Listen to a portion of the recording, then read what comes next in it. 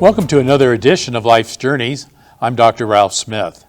We want to thank our host here again at the Thurston Community Media.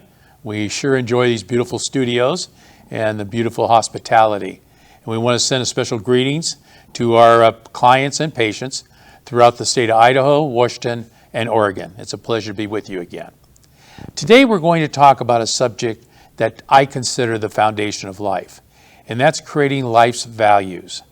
It would be, give you an example, it's like a baseball player not having a glove, or a baseball player going up to bat without a bat in his hands. So that's how important life values are. And how you search them out and how you develop them is what we're going to talk about today. Now, the role of parents in this is a critical role. If you really think about it, as you get older and you mentor, one of the things that's important is surround yourself with people that you are either proud of or you respect.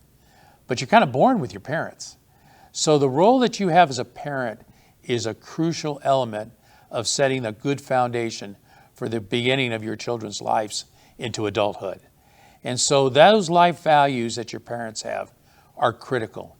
It's no accident at all that in a lot of family households, especially when I was young, and I'm no longer young as you could tell, where if a father or a mother smoked, the kids would tend to grow up and smoke.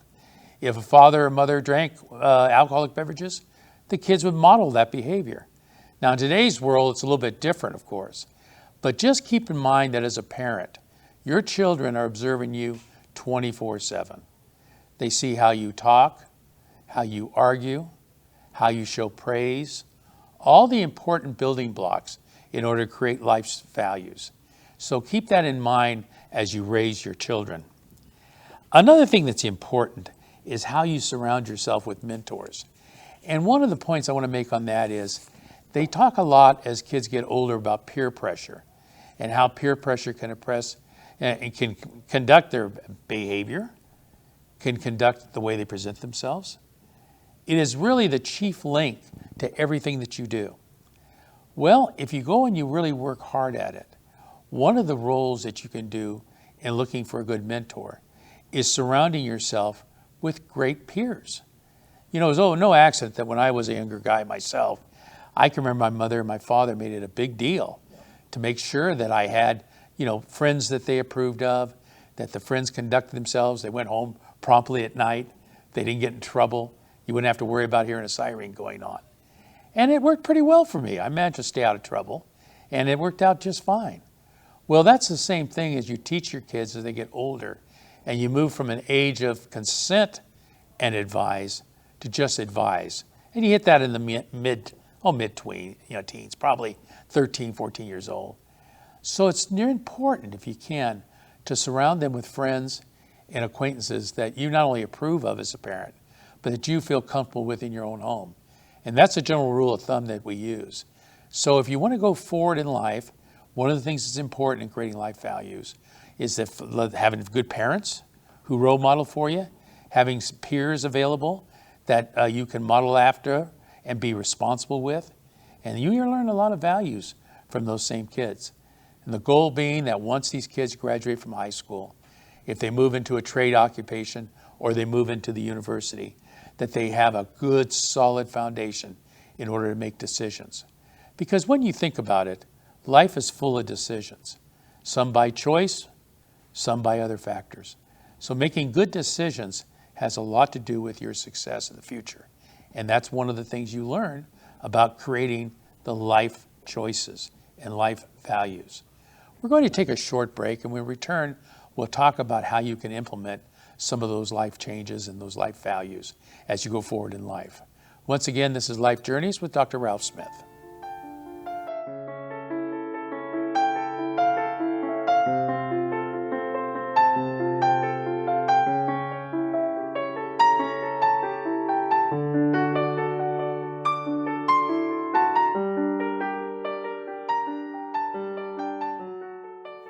Welcome back to our program after that short break. Once again, my name is Dr. Ralph Smith, and you are watching Life Journeys.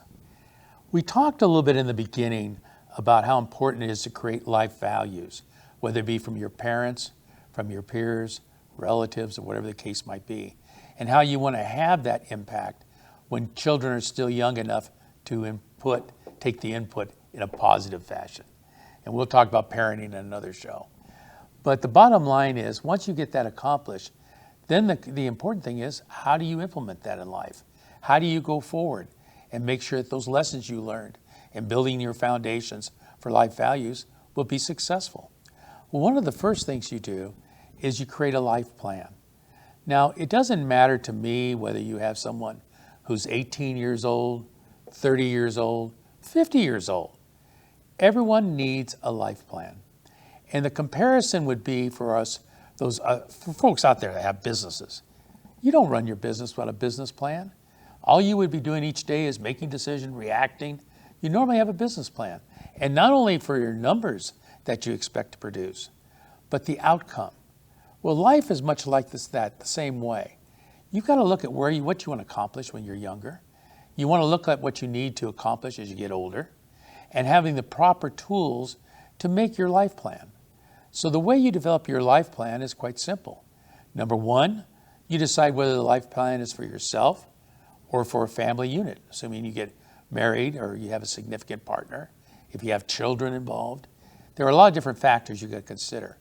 But whatever that factor is, make it again about the foundation. And you're going to hear me drum that word very hard at you today. So think about that as your foundation. Now, once you make that life plan on the foundation of who is affected by the life plan, then you've got to attack the financial part of this. You know, there was an old expression that you were supposed to make $1,000 for every year of your life. So when you got to be 30 years old, you should be making $30,000 a year. Well, as you can tell in today's economy, that's kind of been outmodeled by the fact that's not near enough. But what's important is something my father taught me. And he said, it's not important how much money you make. It's how much money you have left after you pay your bills. And a lot of people forget that.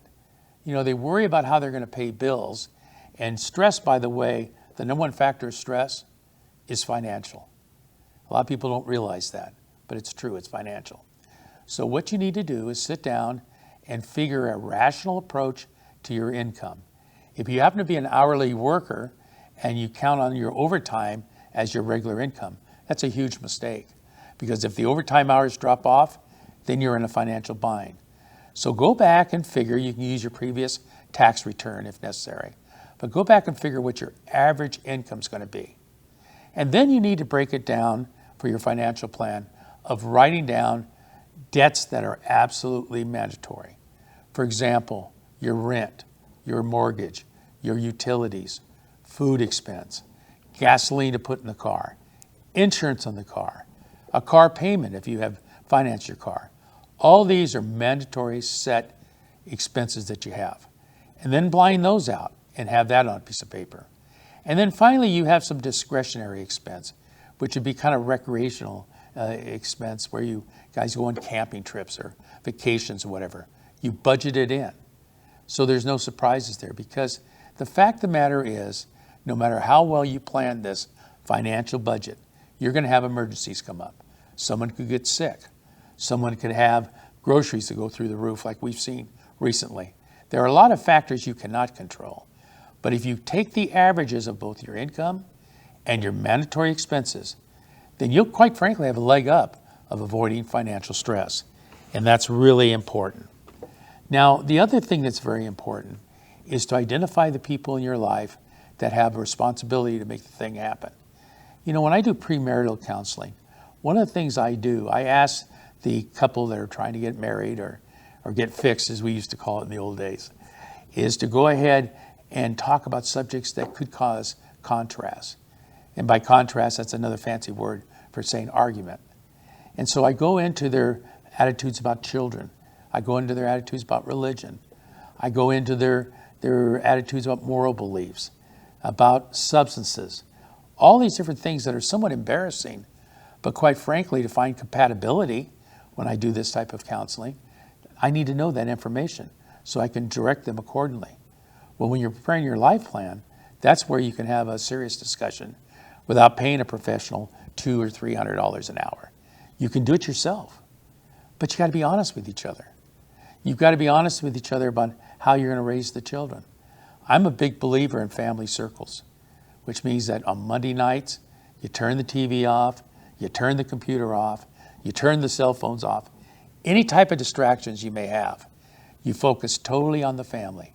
And the family unit sits there together, and basically from ages 4 up, and they discuss the upcoming things this week that are going to occur. They discuss vacations. They discuss camping trips. They discuss some expenses that are going to be coming up that are somewhat unexpected. For example, it would be unexpected perhaps that you might have to have braces or some type of dental work done. These are the type of things that you discuss in your family circle on Monday nights. And it doesn't have to be Monday nights, it can be any night.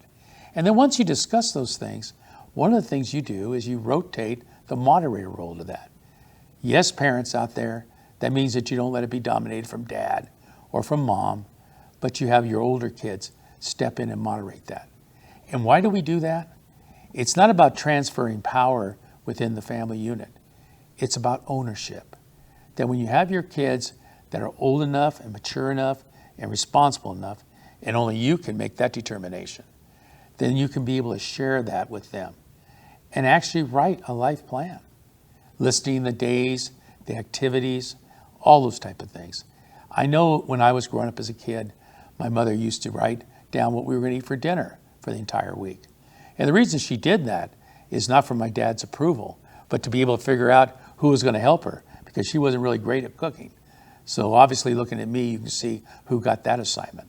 But the bottom line is that we did that for meals. Why not do that for family values, for family goals, for family objectives? If you want to truly create life values, that plays a very important part in those life values. Employment. Again, referring to the old days, and I hate to keep doing that to you, but in the old days, people worked for companies for 20, 30, 40 years. And if they didn't work for the same company 20, 30, or 40 years, they would work for a company that was in the area, the neighborhood per se, and just change what we call banners in the occupational business. Today's world, totally different than that. In the old days, the primary wage earner, normally was the male side of the equation, would do all the work of making money, and then the one who sat home and raised the children managed the money and was there to raise the children. I was blessed in the fact that I had a stay-at-home mom, and that helped me a great deal.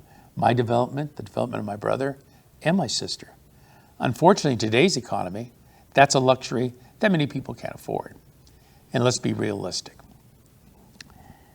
Even if that's the case, where you require 2 paychecks just to make ends meet, that means that the organizing, the life plan, the life values are even more important.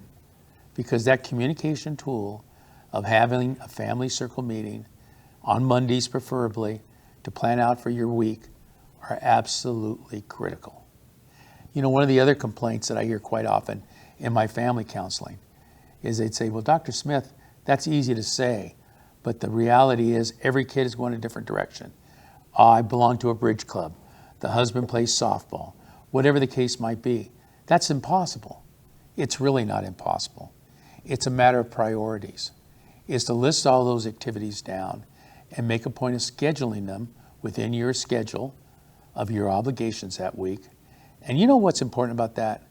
Number one, you justify that the activity is worth pulling you away from the family. But number two, which is just as important, is it allows you to be there to support your children if they're playing soccer or baseball or football or tennis. It doesn't matter the sport, but that if they're all together as a family unit as one, they're all together in cheering on that person. If dad is going on a camping trip or going fishing, why not bring around the kids that he feels are mature enough?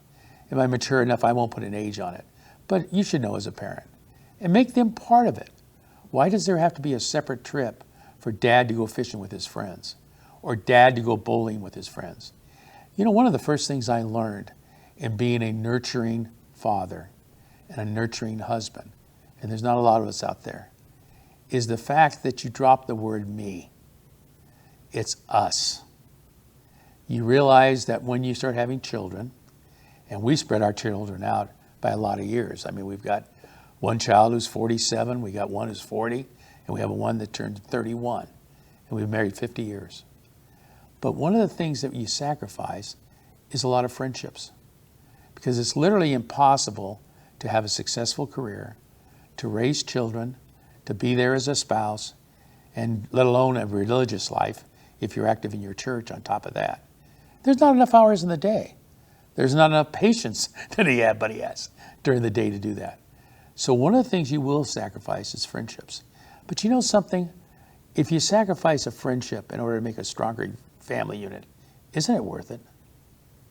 Do you realize that there are other friends that you have that may be in the same situation as you are? And then you could do things together as a family? I can't tell you how many times we went to Knox Berry's Farms, Six Flags, Disneyland. It doesn't matter what the amusement park was. And generally, we went with another family friend unit. And we all went there to Disneyland. And we all went to these different places.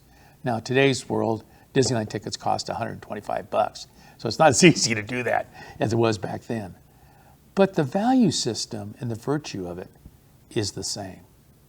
Welcome into your family unit people that are either trying to model their behaviors much like you are, or who believe in the structures that you have, or the foundations that you have, and do it as a unit. Because as you grow older in life and you begin to age as a parent, these kids will leave the nest and they'll fly off and go to the schools, universities, or whatever the case might be, trade schools. They'll go off and build their own families.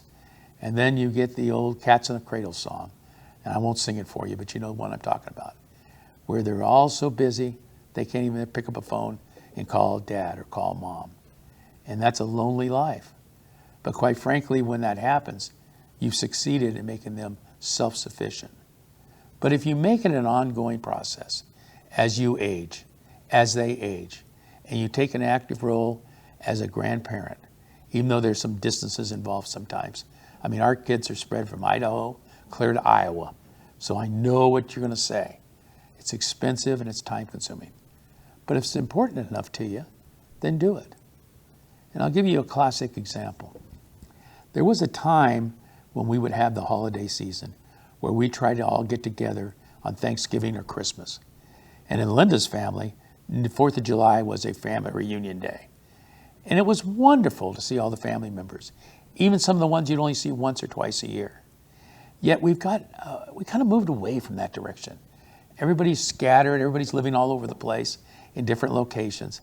And I made the comment after I had my second stroke that I looked at my kids and all 3 kids were worried and they're by the side of the bed. And my son Kevin, of course, made the comment he always makes, which, I got this, Dad. And I was proud of him for doing that. But you know, it wasn't just Kevin's decision. But I thought to myself, and I didn't say anything at the time, but why does it take a tragedy in order to bring a family unit all together? Or it could be tragedy. Why is it that when we're into life cycles and they're ready to put you in the box and in the hole, that all the family gathers then? When you can't say hello, you can't say goodbye. It's a little late. So why not, early in the process, be so intertwined with your family members, and both outer family members and inner family members, that you have that comfort, maybe confidence, and certainly happiness to be able to do it together then. That's when it really matters. And I think every one of us, if we honestly look in a mirror, we all can look at that and say, you know, that's something, Dr. Ralph, I can work on. And that's my message in this whole episode, is creating life's values, creating the obligations and the foundation of your life, and then actually having a life plan. The community plays a large role in this. The community that you belong to, it's always necessary, I think, to give something back. Whether it's something like public access television, which we're enjoying the benefits of today here in Olympia, and we did in Port Angeles with Papa, with all these different things. Volunteer groups. People are constantly looking for volunteers, and it could be on a school board. It could be a steering committee. It could be a Boys and Girls Club, Boy Scouts, Girl Scouts. All these people are looking for volunteers. I got actually involved when Mom came down with Parkinson's. And it hurt in a way to surround yourself with people that were going through the same type of thing with their folks. But in other ways, it was very fulfilling because it made my mother happy. And that's always been my goal. And she's been gone over 20 years ago, and she's still my best friend. So the point I'm trying to make to you, and in a sense I'm pleading with you, is get involved in the community. No, you don't have to run for a school board seat. No, you don't need to run for city council. You don't need to run for the legislature. All you need to do is invest yourself in the community that gives back to you. You know, practically all the cities, even medium-sized cities, are being struck by the homeless situation. And these people, they have nowhere to go. And I'm not saying it's a good idea to let them move into buildings or burn buildings down. I don't think it's a good idea to watch them shooting up with their drugs and all this stuff. But it's their way of crying out for help. And the reality is that if you can help one person recover, get them in a recovery home, be there for their advice, don't fall for the I need money so they go out and buy booze. I'm not saying that. But it's giving something back. As I've always said in my practice of over 30 years, if I was able to save one person or turn around one person in the family practice that I have, I consider that a success. And that's what I want to take to the grave. It has nothing to do with money. It has nothing to do with title or your presence in the community. It has everything to do with sharing your life and being part of someone else's life to do it. So to recap, it's very important to establish life values. And if your life values are different than your children, I guess I'm going to say to you, you need to work on that and make them understand how important those life values are and what it's brought you in life. You need to live by life's examples. If you want to be a great parent, you should be a great parent and work hard at it. And simply ask yourself the question, if I was one of my kids instead of the parent, would I want to be treated that way? What do I need to do to get respect? You know, love almost comes automatic, but respect has to be earned, even if you're a parent. After you get to past that point of creating life's value, the foundation of it, then creating a life plan that everyone buys into. Now, when I say everyone, I do mean it, other than toddlers or people who can't sign their own signature. I'm talking about writing out a plan, everybody signs it, and it goes on the refrigerator door. That's what I'm talking about in commitment. So make a point of doing that. And then furthermore, look at the community that you live in and realize it's not a matter just that you have a place to sleep at night, or that if you get in trouble, you can call the police department, or if you have a fire, you can call the fire department, or you can call the EMTs like I had to do too many times. But invest in the community. Because when you invest in the community, you get payback. Right now, the educational systems, at least in the state of Washington, and I'm sure that's true in Oregon and Idaho too, are fighting for every dollar they can. They have declining enrollments. Home study and being a home teacher has dramatically increased because during the plague, and that's what I call COVID, is the plague, a lot of kids were at home trying to learn. I don't think it was as successful as being in a classroom, but a lot of them didn't want to go back to school. So you're missing that.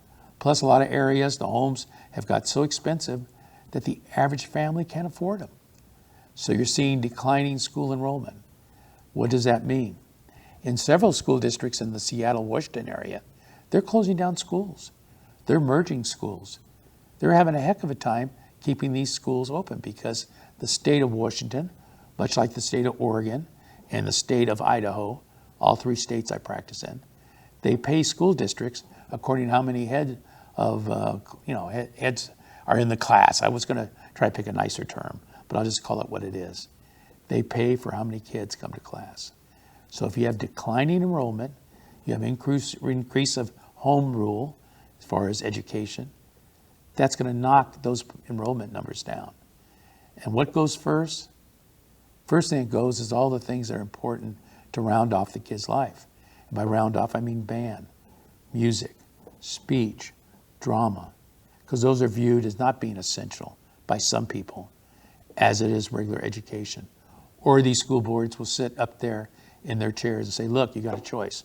If you want a band program, we've got to slash 5 teachers. If you don't want a band program, we can keep the 5 teachers. Come on now. What do you think people are going to say? And what they're going to say is, we want to keep the teachers. The safety in schools, A lot of these schools, unbelievable. And I'm going to try to avoid the politics here. It's hard for me, but I'm going to try. Getting rid of school resource officers. I mean, after everything we've seen in Texas, Colorado, a lot of states, Washington even, Idaho too, come to think of it. They've had those school shootings. What would have happened if there was a school resource officer that was there and armed? And having the answer, school teachers carrying guns is not the answer. Because how many school teachers are going to take the risk of shooting a gun, even a perpetrator, with a classroom full of kids? It's not going to happen. And if it does happen, it'll be very erratic, the way they shoot that gun. You don't want that. So this is a good time. Even if you are retired like I am, or at least supposedly I am, except according to my accountant, I'm not retired. But at least on the sheet, it looks like I'm retired. Of going back in those schools and say, how can I help? How can you take life's wisdom and tools and education that you've obtained in your life and give back? If you need to make some money at it, I'm pretty sure most of these school districts would hire you as a paraeducator, which is a fancy way of saying a substitute teacher. And it doesn't pay much, it's $50, $100 a day. But at least it's paying something back. And I say this a lot to the older people that I'm part of the senior citizens. Unless you have health conditions that make it impossible for you to do that and work in the schools, what better way to give back after all these years is to call up your local school district or drop by your local school district and say, look, I want to help. And the first question they're going to ask you is, what are the things you enjoy talking about? What are the things that you'd be willing to do? Are you willing to teach third graders? Or do they have to be high school grade, middle school, whatever?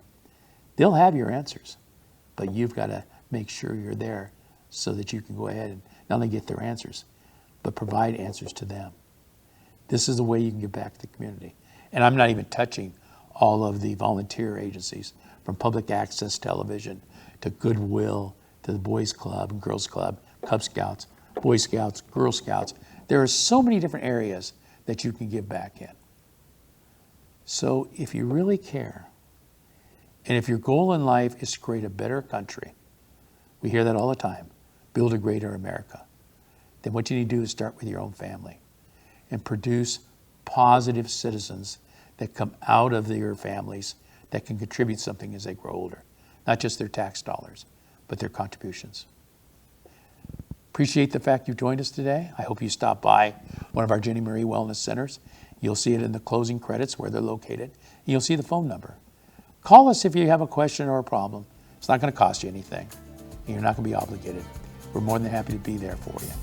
And so please take good care of yourself and take good care of others. Until next time.